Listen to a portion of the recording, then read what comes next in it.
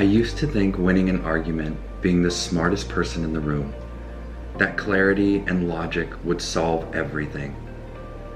But then I had a conversation that taught me emotional intelligence will take you further than intellect ever could.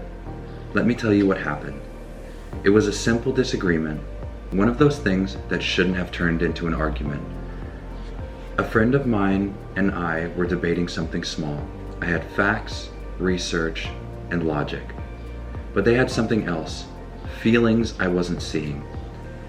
At one point they paused and said, "I don't need to be convinced.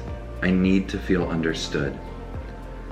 That line hit me hard, because in all of my effort to be right, I wasn't being present. I was listening to respond, not to connect. That moment was a wake-up call. Emotional intelligence isn't about suppressing emotion or being endlessly patient. It's about knowing when to step back and ask, what does this person really need right now? How can I honor the space we're both standing in? Since then, I've learned that emotional intelligence shows up in the pause. The pause before reacting, the pause where you breathe instead of blame, and the pause where you remember there's another human being across from you. We don't develop emotional intelligence overnight.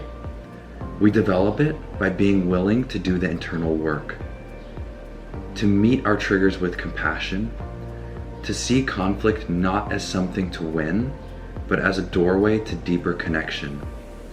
That's the heartbeat of the Better Everyday Empowerment app, to help you build that awareness day by day, so you can show up for life and the people in it with presence, calm, and strength. If this story reminded you of a time you grew through conflict, or if you're learning to respond instead of react, you're in the right place. Like this video, subscribe for more grounded stories and tools for inner growth, and visit bettereverydayempowerment.com or download the app to build your emotional intelligence with mindfulness, meditations, and affirmations. You are capable of powerful transformation. It starts with awareness. As always, thank you so much for watching, and I'll see you next time. Bye.